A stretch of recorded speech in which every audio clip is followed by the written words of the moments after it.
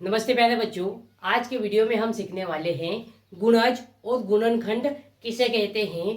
प्यारे बच्चों, गुणज और गुणनखंड में बच्चों को अक्सर दिक्कत होती है। आप इस वीडियो को लास्ट तक देखिए, जिससे आपके सारे डाउट क्लियर हो जाएंगे। क्योंकि हम इस वीडियो में सीखने वाले हैं गुणज किसे कहते हैं, गुणज की परिभाषा और उसको उदाहरण द्वारा समझेंगे। और हम ये भी समझेंगे कि गुणनखंड किसे कहते हैं, गुणनखंड की परिभाषा और उसका उदाहरण भी लेके समझेंगे। तो प्यारे बच्चों, शुरू करते हैं वीडियो और लेते हैं पहले गुणज की परिभाषा कि गुणज क्या होता है। तो देखो बच्चों, एक संख्या का प्रत्येक गुणज उस संख्या से बड़ा या उसके बराबर होता है। आपको ध्यान रखना है, गुणज बड़ा या उसके बराबर होता है तथा प्रत्येक संख्या स्वयं का गुणज होती है। ये भी बात ध्यान रखना है कि जो प्रत्येक संख्या है ना, वो स्वयं का क्या होगी, गुणज होगी। एक संख्या के गुणजों की संख्या अपरिमित होती है। यहाँ पर आपको 3 से 4 बातें ध्यान रखनी है कि गुणज क्या होता है, तो उस संख्या से बड़ा या बराबर होता है। दूसरी बात ये ध्यान रखनी है कि प्रत्येक संख्या स्वयं का गुणज होती है। और तीसरी बात ये ध्यान रखनी है, एक संख्या के गुणजों की संख्या अपरिमित होती है। अब इसको और आसान भाषा में अगर समझो, अब देखो बच्चों, अगर इसको और सरल भाषा में बोलूं तो इसको आप पहाड़ा भी बोल सकते हैं। क्या बोल सकते हैं? पहाड़ा, जिसको इंग्लिश में क्या बोलते हैं हम लोग, टेबल बोल सकते हैं। तो ये कैसे, तो आइए हम इसको देख लेते हैं। देखो बच्चों, टेबल पहाड़ा क्या होता है। अब मैं इसको उदाहरण लेता हूं। मैं बोलूं कि मुझे 2 के गुणज लिखना है। क्या लिखना है? 2 के गुणज लिखना है। तो आप क्या लिखोगे? 2 का पहाड़ा। 2 का पहाड़ा लिखोगे, क्या होगा? 2, 4, 6, 8, 10, 12, 14 डॉट डॉट डॉट डॉट करके आगे तक जाएगा, मतलब अपरिमित तक जाएगा, है ना बच्चों। तो देखो, ये देखो 2 का हमने गुणज लिख दिया, तो 2 का गुणज 2 के बराबर भी होता है, उससे बड़ा भी होता है ना। ये आपको समझ में आया? 2 के हमने गुणज लिखे, मतलब कि 2 का पहाड़ा लिखा। आप तो सीधे सीधे ध्यान रखना, जिस भी संख्या का आपको गुणज लिखने का बोले ना, आप उस संख्या का पहाड़ा लिखते जाओ। अब मैं बोलूं कि 3 के गुणज लिखो। क्या लिखो? 3 के गुणज। तो हम लिखेंगे 3, 6, 9, 12, 15, इसके आगे 18, 21, 24 डॉट डॉट डॉट डॉट करके आगे भी जाएगा। एक दो और उदाहरण ले लेता हूं, जिसको इससे आपके और डाउट क्लियर हो जाएंगे। यहाँ पर मैं 8 के गुणज लिखूं, तो 8 के गुणज लिखूंगा तो 8 का पहाड़ा लिख दूंगा। 8, 16, 24, 32, 40, 48, 56 डॉट डॉट करके आगे भी जाएगा। अगर मैं बड़ी संख्या ले लूं तो यहाँ पर 12 के गुणज क्या लिखना है, तो 12 के गुणज लिखना है, तो बच्चों 12 का पहाड़ा लिख देंगे।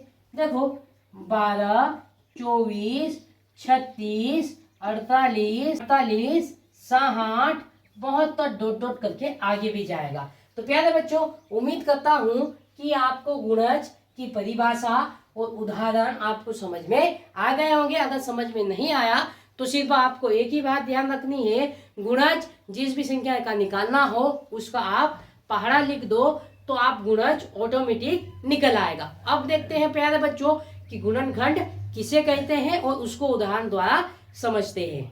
अब देखते हैं बच्चों, गुणनखंड किसे कहते हैं। पहले उसकी परिभाषा ले लेंगे, फिर उसको हम उदाहरण द्वारा समझेंगे। तो देखो बच्चों, गुणनखंड, अब इसकी परिभाषा क्या है, किसी संख्या का गुणनखंड उसका पूरा पूरा विभाजक होता है। क्या होता है?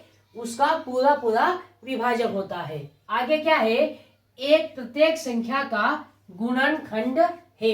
आपको यह भी ध्यान रखना है कि एक क्या है, प्रत्येक संख्या का गुणनखंड है, तथा प्रत्येक संख्या स्वयं का गुणनखंड है। और प्रत्येक संख्या भी क्या है, स्वयं का गुणनखंड है। आगे है, किसी भी संख्या का गुणनखंड उससे छोटा या बराबर, ये ध्यान रखना, किसी भी संख्या का गुणनखंड उससे छोटा या बराबर होता है। तो प्यारे बच्चों, परिभाषा में क्या है मैं वो समझा देता हूं आपको आसान शब्दों में।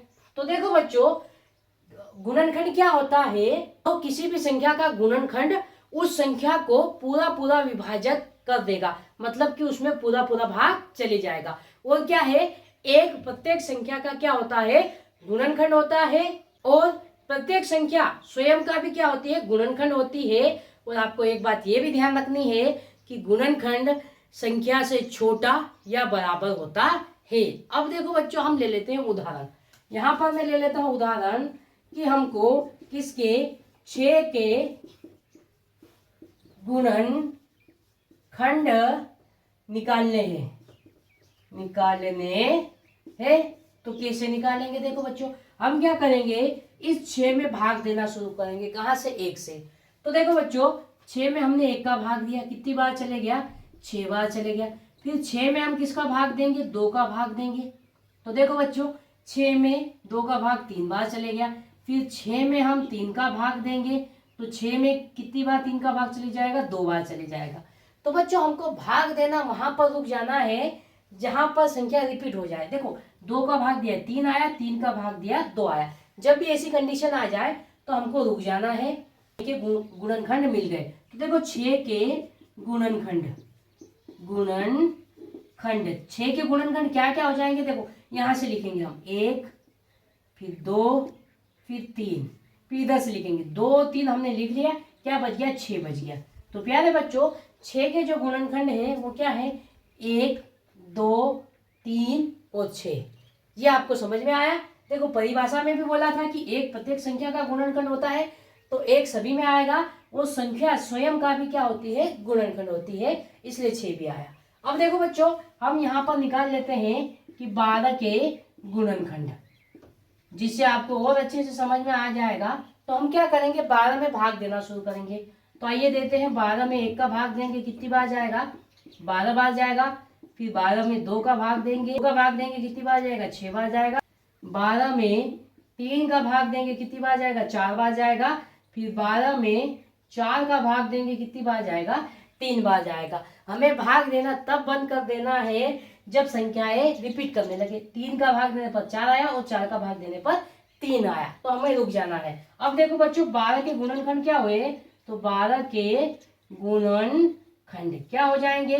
तो हम यहां से लिखेंगे, क्या आया? 1, 2, 3, 4। फिर इस तरफ के लिखेंगे, 3 और 4 हमने लिख लिया, तो इनको नहीं लिखेंगे, 6 और 12 लिखेंगे, 6 और 12 लिखेंगे।